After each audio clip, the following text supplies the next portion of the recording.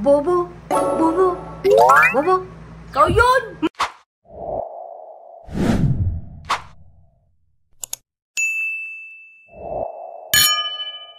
No, ito hong Pangulo na to, hindi natatakot yung, kumbaga, matapos ang terminolohiya ko after 6 years, 5 years more, who cares kung sasampahan niyo ako ng kaso basta't ko magtatrabaho lang ako?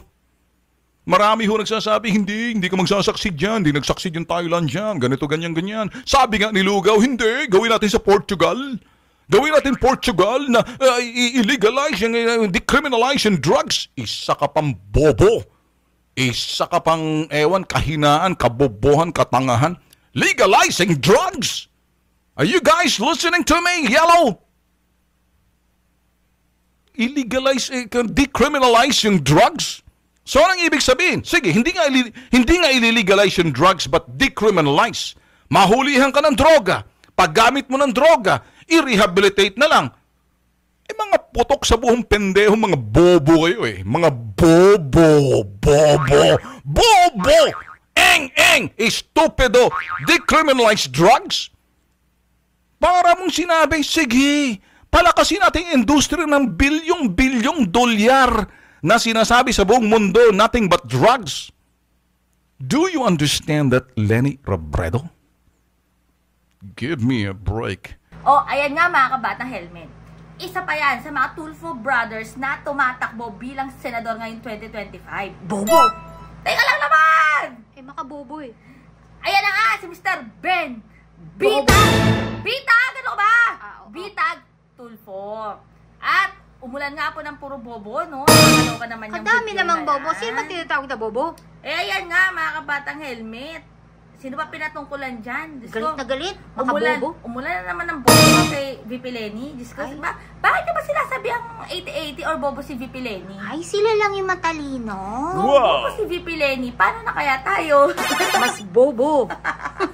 Si VP Lenny na nai-invite internationally ng mga foreign institutions. Yes. Nag-Harvard, diba? nag-Rockefeller. Tapos, bobo pa rin sa paningin nyo?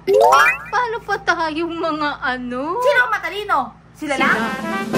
O, ayun nga mga batang helmet, di ba? Tumatakbo si Mr. Ben Bitag Tulfo bilang senador ngayong 2025 as independent candidate ng... Independent ka eh! Para saan? Para daw... Kadami namang Tulfo niyan. Ilan bang Tulfo yan? Di ba si Idol Rafi, nasa Senado na. Si Erwin Tulfo tumatakbo as senator. Pero sa slate yan ni PBBM. Okay. At ito naman si Mr. Ben Bitag Tulfo. Hindi niya caption yun. Hindi Bitag ba? Siya, Bitag. Okay. Ay, tumatakbo bilang independiente naman. Pero, kadami. tinanong nga yan, videographer, nung nagpasa sila ng COC, na ano yung kaibahan mo dun sa mga ibang Tulfo brothers? At ang sagot nga niya, isa nga lang daw dumadaloy sa kanilang dugo. Yes. Pero, ang common denominator daw is yung magsilbi sa bayan. Pero may napanood kasi ang interview niya. Eto.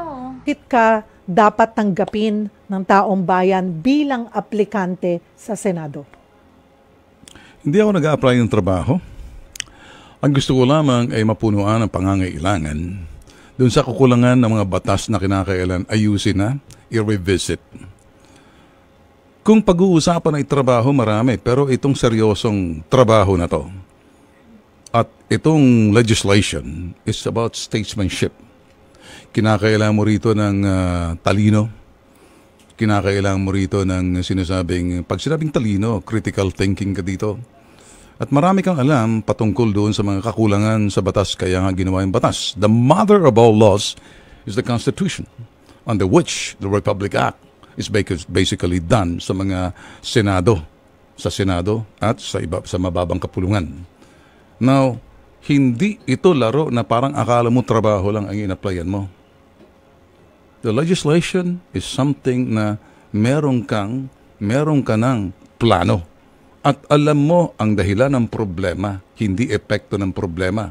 Ayan nga, hindi nga daw siya nag-apply ng trabaho. Pero, explain naman niya dyan. Pero diba, bilang senador, bilang politiko, trabaho ang ina-applyan mo dahil pinapasweldo ka galing sa tax ng bayan. So, ang dapat na tanong, bakit ka namin susweldohan? Yun ang maganda, Jopper, no? Bakit ka kailangang swelduhan? Dapat ka bang swelduhan ng taong bayan? Dapat ka bang sweldohan ng mga arawan na ito lang ang kinikita? Pero grabe ang tax. Yes. Pero yan nga, mga batang helmet, ang tanong, iboboto mo ba yan? Hindi! Siyempre, hindi natin naboboto. Sabi, parehong dugo lang daw. Okay, hayaan na natin yung isang, si Idol Raffy Tulfo na nakapasok as senator before. Sige. Yan yun na isang Tulfo, di ba? Huwag natin dagdagan. Ano yung isa? kung gusto Isang mo dugo talag- lang pala eh. Kung gusto mo talaga mag-serve para sa bansa, pwede ka namang tumulong sa mga kababayan mo kahit wala ka sa pwesto. Oo, sabi nga niya. Kung gusto mo talaga, bilang pilantropo, di ba? Sabi nga niya, hindi naman daw siya nag-apply Nag-a-apply ng trabaho. di ba? Pero yung mga bata helmet, no? Iba rin talaga yung mga binanat pala niya kay VP Lenny. Kung maka 80-80, sakit sa tenga, paulit-ulit. Bobo. Aray. O sino Ulitin po mo nga. matalino. Di ba? Nakakaloka lang Ulitin mo talaga. nga yung bobo. Bobo. Talagang bitag. Sakit naman sa Maano ka talaga, Pichuga pa rin. Maumok ka dun sa Damdamin yan. bitag niya, no? Bitag ng pananalita. bitag. Pero ayun nga, mga batang helmet, ang tanong, iboboto nyo ba yan? Hindi! Comment nyo na yan. At kung nagustuhan mo ang video na to, kalimutan mag-subscribe at click ang notification bell para lagi kayo updated sa lahat ng mga na-upload mo namin ni Pichuga Par.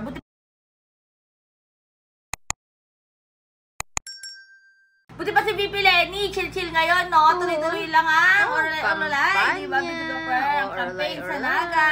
Tuloy-tuloy lang po ang pagpunta sa mga komunidad, sa mga barangay, mga sorties, Mga nakikipag-usap. Yes! Tunay at progreso, juntanos at gobyerno. Uyan bagong timnaga, handa nang magsilbi. Mataan at matibay, masasarigan ta. Ang bagong timnaga, ang bagong timnaga. Tunay at progreso, juntanos at gobyerno. Daing kapagalan, masasarigan ta. Ang bagong timnaga, timnaga.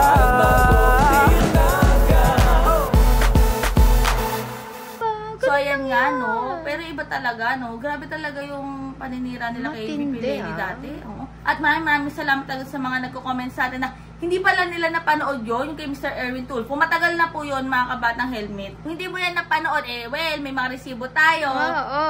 Marami pa Kailangan yan. talaga ng resibo, Oo, no? marami pa yan, mga kabatang helmet. Pero ito naman ay kay Ben Bithag Tulfo. Basta stay happy, stay healthy, and stay safe tayo as always. Sabi nga sa buhay, nag-helmet din na bukit, keep setting better every day. God bless everyone. Bye!